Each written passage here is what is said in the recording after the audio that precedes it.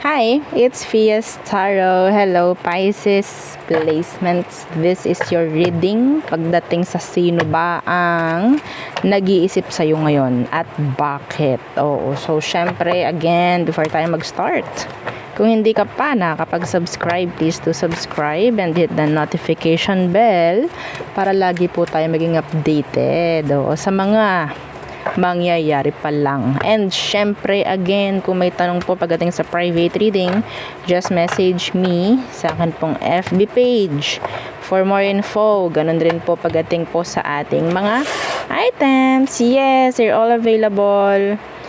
Yung ating grantor lang po ang made to order. Okay, so yeah, we do have protection from evil eye. Okay, so kung sino man ang mga nagbibigay ng evil eye sa inyo, wala na tayong pakialam sa mga yan. Basta ating proteksyonan yung ating mga sarili mula sa kanila. Okay, wala pong pinipili yung evil eye na yan, no, kung kanino man manggagaling. Okay, pwede yan sa kapatid mo, sa nanay mo, sa tatay mo, sa kaibigan mo, katrabaho mo, ibang tao, hindi mo kilala. Okay, so yan po yung mga pwedeng magbato ng evil eye sa inyo. So, kailangan yung proteksyonan yung inyong energy. So, and the frequency. Okay, may chance na masabotahin ng mga yan yung mga minamanifest nyo. Yun. So, meron tayong ring. Okay, ring, necklace, and bracelets. So, yan. And syempre, yung ating para sa money and love connections. Okay, so meron tong citrine para yan sa kaperahan. Okay, citrine stone po is for abundance. Okay, prosperity. Yan, mga ganyan po ha, yung ating citrine stone. So, ipinagsabay na natin sa isa para yes, makuha mo yung the best of both worlds, no? So, yeah, kung lalaki ka, pwede mo siyang ilagay sa red pouch. Okay? So, ilagay mo lang sa bulsa mo kung gusto. Mas magandang nasa bulsa mo lang kung lalaki ka. Kung babae naman, pwede mo naman kasi itong isuot. Okay? Kung hindi pwede sa workplace, lagay mo sa red pouch. Okay? And then, isuot mo after. Okay? So, yun lang. And again, I need your real name. Kung iyo ipangreregalo, real name nung pagreregaluhan po para hindi sayang. Okay, baka mamaya ibigay ninyo is nickname lang pala. Sayang. Sayang. Okay, so again, kailangan ng may kasama itong evil eye protection po, ha? Okay? Oo. So, ganoon na rin kasi para mapoproteksyonan ninyo yung mga ibibigay niya. Okay, hindi maibibigay sa inyo yung sabihin nating 60% na lang kasi na evil eye. O, 'di ba? Imbes na 100% yung maibigay niya sa inyo, 60 na lang kasi nasabotahin na ng iba, 'di ba? So, sayang. So, ito namang grantor, pareho sila. Kailangan nila ng protection. Okay? Protection. Hindi pala sila yung may kailangan, kayo ang may kailangan kasi sila lang yung magpo-provide. Okay, sila lang yung magpo-provide sa inyo. Itong si grantor, taga-grant lang to ng mga minamanifest mo. So, ang kailangan mong proteksyonan is yung minamanifest mo. Kasi gagrant lang ngayon. Okay, yun po ha. And this is made to order again, unisex. Okay, yung ating grantor necklace. This is non-tarnish, hypoallergenic. Okay, 2 hours. 2 years na to, itong aking grantor. No, anyway, so, yung ating pangtanggal MALAS. Okay? Pangtanggal MALAS, pangtanggal alat, sa mga nagbibigay at nagbabato ng hindi magandang energy, no? Ito yung pangtaboy. Okay? Pangtaboy po ito, ha? So, magandang combo ito at ito. Sa mga nagtatanong, ano pong maganda pagsamahin? Ito po, at saka ito. Okay? So, again, kung meron pa pong tanong, message na lang po. Okay? So, Pisces. So, sino ba itong nag-iisip sa'yo at bakit? Some of you, this could be a new person. Okay? A new love interest. Okay, let's see. Who is this person thinking of you and why? Bakit niya ikaw iniisip? So, sino ba muna ito, Pisces? The King of Swords in reversed. Oh. Hoy, specifically, this is a liar. Anyway, anong meron sa King of Swords in reversed? The Queen of Swords. Oh my. This is a pair. Could have legal issue, legal background with this person. The Moon, the Six of Pentacles. So, in general, okay, pwede yung connection nyo with this person is tago. Or hindi pa kayo legal. Pisces. Hindi pa kayo legal nito. King of Swords and the Queen of Swords in reversed. Wala pa akong makita or marinig na word na legal. Andun yung pagtatago. Anong meron? Anong situation? Anong sitwasyon nyo ngayon? Aside sa nakita natin. Ten of Wands. So may, sabihin natin may burden. Okay? What's with that? Ten of Wands. The Empress in reverse. I don't know if this is talking about another person.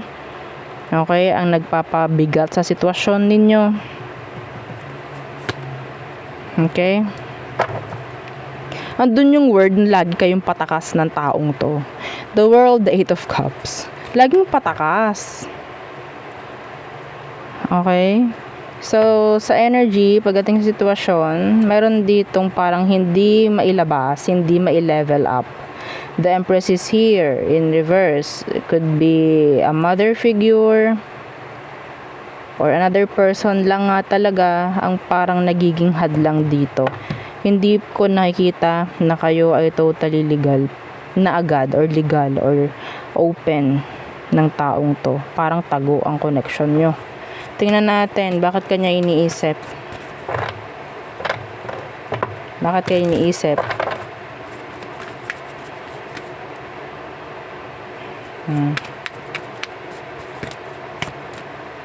The Five of Swords. The Lovers. The Hanged Man. This is you. Pwede pareho kayo nag-iisipan eh. Okay. The conflicts. The issue na meron pagdating dyan sa connection nyo. Okay? Bakit kanya iniisip? This is too magulo. Too complicated. Okay? The Lovers is here though.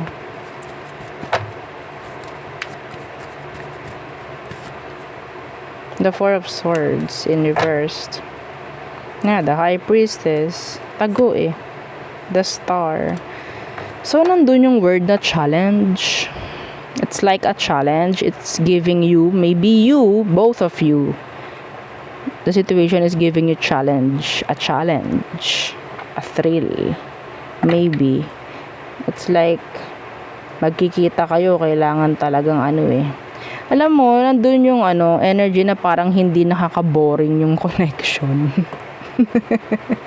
Oo, andun yung yes, may thrill yung connection namin. Hindi boring. Parang ganon. I don't know why. Okay.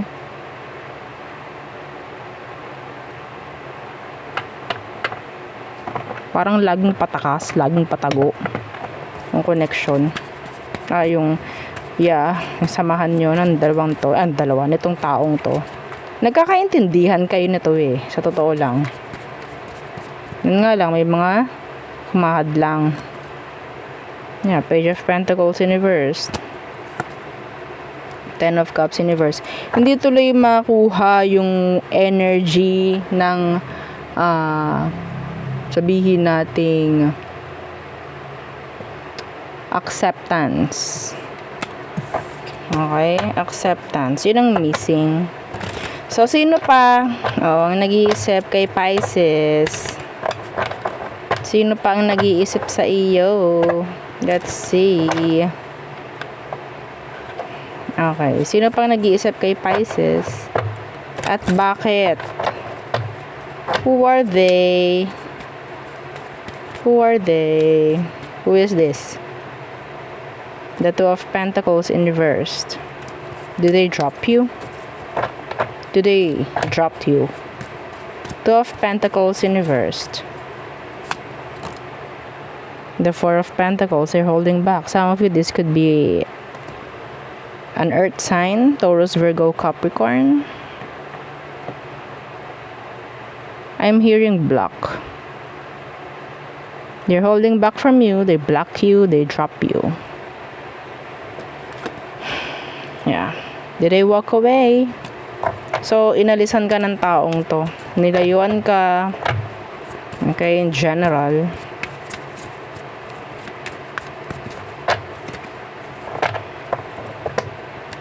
Let's see. Anong meron sa sitwasyon?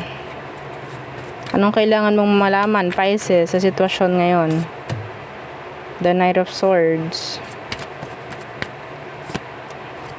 The King of Pentacles. Somebody, meron ditong na-control. Kung anong kailangan gawin, may sumunod lamang. Okay, the Moon in reversed. The Tower. Yeah. Some of you nagkaroon ng parang di mo malaman, bigla na lang itong umalis or lumayo. Nagkaroon ng separation. Yeah. Pero yes, depende sa nangyari. O sabihin natin, sa ginawang aksyon, meron lang kasing sinunod. Okay? Kailangan lang niyang sumunod. Lalo na, itong mensahe na to is para sa mga tao, sa mga Pisces na parang hindi mo alam kung anong nangyari. Bakit siya lumayo? Bakit kanya dinrap? Bakit ka isinuko? Para kasing merong sinunod lang ito. Kailangan niyang sumunod kasi yun ang dapat, yun ang kailangan. Some of them takot sila eh. Bakit kanya iniisip ngayon, Pisces? Bakit kanya iniisip ngayon? The Hermit. They could be a Virgo. The Silence. Sabihin natin they're looking for you. Yeah. They're looking for you. Even though, yeah, they're hiding, they're looking for you. Justice. They want, sabihin natin, pakikipag-ayos. Okay? Pakikipag-ayos or kalinawan, the Three of Wands universe. They're thinking kung papaano at anong paraan magkakaroon ng pagkakaayos sa inyong dalawa. Hindi ko nakikita na totally ang kagustuhan niya or intention niya sa pakikipag-ayos is makipagbalikan. Gusto lang ng taong itong magkaayos kayo, like maybe closure could be, meron kasi dito, world in reverse could be the energy of unfinished business. Okay, the Three of Swords, the Tower. So, yeah, the Five of Swords. Gusto makipag-ayos nito. Humahanap siya ng paraan, humahanap siya ng ways, no? Kung paano. Yeah, the Four of Wands, Ace of Swords. This could be closure. Maybe, iniisip nila, tama ba na makipag-ayos or magbigay pa ako ng closure kay Pisces, like that. Kaya kanya iniisip. Kasi pwedeng, yun nga, naiwan ka ng taong to, dinrap ka niya na parang gulong-gulo ka or parang walang nangyaring kalinawan noon. Kaya the Fool, the Ace of Cups in reverse. Para makapagsimula na muli. Parang ganyan. Hindi ko nakikitang para makapagsimula na parang maging kayo muli. No, it's not. They want to give closure sa sitwasyon para manumbalik yung balanse sa buhay, para mawala na yung kung ano mang isipin, something like that. Maiwasan na yung parang makukonsensya, parang ganon. Anyway, so there. Okay. So, tayo tumungo na. All signs for you, Pisces. Okay. For Pisces placements, Aries through Pisces. Okay. So, if you're dealing with an Aries, they're silent. There's a lot of secrets. Taurus, they want stability with you. They want connection.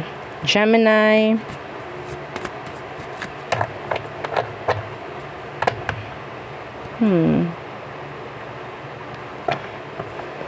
si Gemini parang gusto kang mas strong along, parang gusto ko niya ma-hook muli. Cancer, they want to communicate. Some of them, they're manifesting you. Leo, some of them, they will unblock you. Yeah, they will unblock you and titingnan ko anong mangyayari, titingnan ko anong gagawin mo. Virgo, they're going back. They're returning. Some of them, they're choosing to stay. Libra,